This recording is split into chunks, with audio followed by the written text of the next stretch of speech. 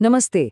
आज के इस शानदार एक्सप्लेनर में हम एक ऐसे टॉपिक को डिकोड करने वाले हैं जो एग्जाम्स में बेहद क्रूशल है, और वो है हिंदी पत्र लेखन। देखिए, हमारा लक्ष्य एकदम साफ है, बिना किसी स्ट्रेस के वो पक्के 5 नंबर हासिल करना। सच बताऊं तो ये कोई रॉकेट साइंस नहीं है, बल्कि एक ऐसी कला है जो पूरी तरह से स्ट्रक्चर्ड और कुछ गिने चुने नियमों पर टिकी है। अगर हमें सही तरीका मालूम हो तो ये लिटरली बहुत ही आसान है। चलिए फटाफट आज के हमारे रोड मैप पर एक नजर डाल लेते हैं। हम शुरुआत करेंगे 5 नंबर के ब्लूप्रिंट से, फिर फॉर्मल और इनफॉर्मल लेटर्स का फर्क समझेंगे, लेटर की एनाटॉमी देखेंगे, दोनों लेटर्स की स्ट्रक्चरिंग डिकोड करेंगे और आखिर में कुछ गोल्डन रूल्स पर बात करेंगे। ये मेंटल मैप आपको टॉप से लेकर बॉटम तक सारे नियम एकदम सिस्टमैटिक तरीके से याद करवा देगा। तो चलिए सीधा मुद्दे पर आते हैं। हमारा पहला सेक्शन है द ब्लूप्रिंट फॉर 5 मार्क्स।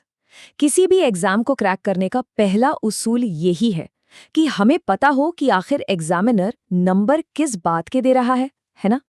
अब यहाँ जो बात सबसे दिलचस्प है वो ये कि ये 5 नंबर असल में बटे कैसे हैं। जरा ध्यान दीजिए, फॉर्मेट का 1 नंबर है, मेन बॉडी यानी विषय वस्तु के 3 नंबर और भाषा शुद्धता का 1 नंबर।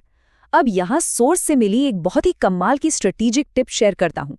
मान लीजिए एग्जाम में एकदम से टाइम खत्म हो रहा है और पूरा लेटर लिखने का वक्त नहीं बचा। ऐसे में पैनिक नहीं करना है। अगर आप सिर्फ सही फॉर्मेट भी लिखाते हैं ना, तो भी आपको आंशिक अंक मिल जाएंगे। पूरा पेज खाली छोड़ने से तो लाख गुना बेहतर है कि फॉर्मेट के ही नंबर पक्के कर लिए जाएं।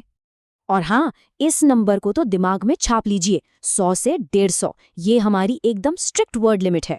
अक्सर स्टूडेंट्स में ये गलतफहमी होती है कि जितना लंबा लिखेंगे उतने ज़्यादा नंबर मिलेंगे, लेकिन ऐसा बिल्कुल भी नहीं है। अगर आप इस लिमिट को क्रॉस करते हैं या फालतू की बातें लिखते हैं तो असल में आपके नंबर कट सकते हैं। सटीक और पॉइंट टू पॉइंट लिखना ही असली खेल है। चलिए अब आगे बढ़ते हैं सेक्शन 2 की तरफ, औपचारिक बनाम अनौपचारिक पत्र। परीक्षाओं में ज्यादातर इन दोनों अलग अलग टोन वाले लेटर्स के बीच हमें एक चॉइस दी जाती है।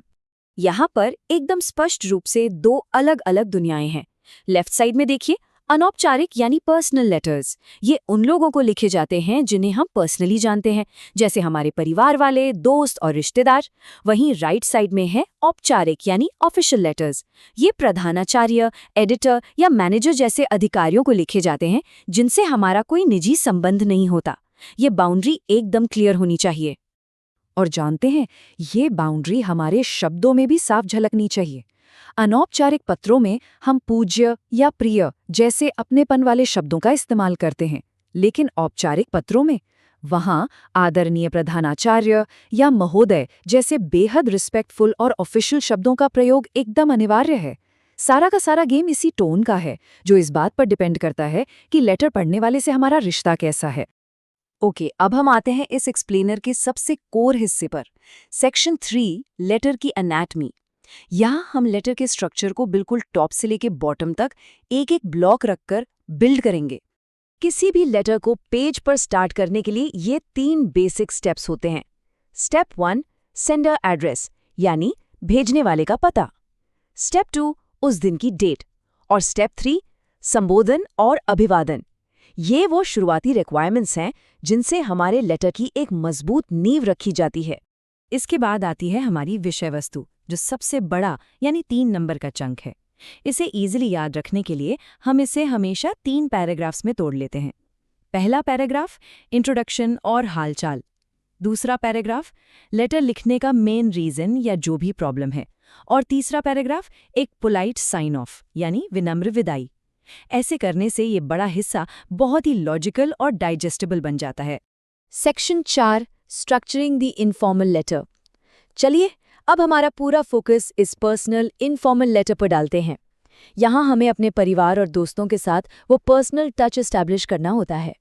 पहले पैराग्राफ को स्टार्ट करने के लिए ये एक बहुत ही क्लासिक और सेफ फॉर्मूला है। मैं यहाँ कुशल हूँ, आशा करता हूँ कि आप भी वहाँ कुशल होंगे। ये एक सिंपल सी लाइन तुरंत एक गर्माहट भरा कनेक्शन बना देती है। बिल्कुल वैसे ही जैसे हम किसी को फोन करते हैं तो सबसे पहले पूछते हैं ना, हाँ भाई सब ठीक, हालचाल पूछ लिया। अब बीच वाले पैराग्राफ यानी पैराग्राफ 2 में बिना घुमाए फिराए सीधा मेन पॉइंट पर आना होता है। और ये पॉइंट आपको मिलेगा आपके एग्जाम के प्रश्न में। जैसे अगर सवाल एग्जाम की तैयारी के बारे में है तो बस सीधा अपनी पढ़ाई, गोल्स और प्रेपरेशन के बारे में डिटेल में बात कीजिए। अनौपचारिक पत्र को खत्म करते समय अपने रिश्ते के हिसाब से सही साइन ऑफ लगाना बहुत जरूरी है।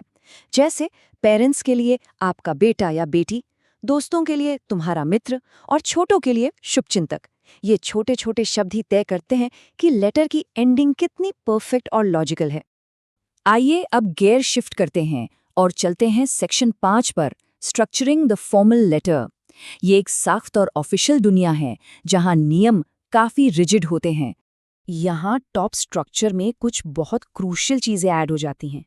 स्टेप 1 में सेवा में लिखकर रिसीवर का एड्रेस आता है, लेकिन स्टेप 2 पे जरा ध्यान दीजिए, विषय। अधिकारियों के पास इतना टाइम नहीं होता कि वो पूरी कहानी पढ़ें, इसलिए ये विषय उनके लिए एक लाइफ सेवर है, जिससे वो 1 सेकंड में लेटर का पर्पस समझ जाते हैं। इसे मिस किया तो समझो नंबर कटे।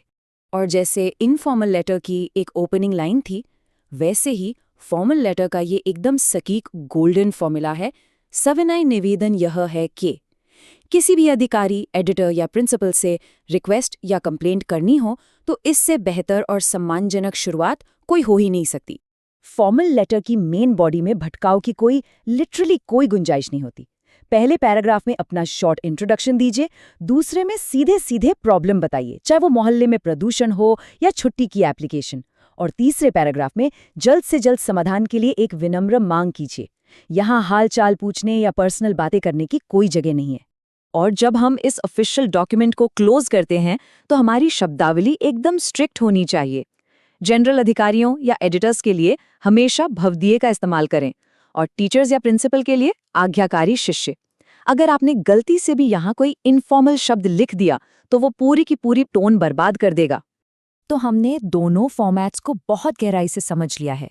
अब हम अपने फाइनल सेक्शन की तरफ बढ़ते हैं, गोल्डन रूल्स फॉर एग्जाम्स। ये उस बारे में है कि आपकी आंसर शीट पर असल में ये सब दिखेगा कैसा।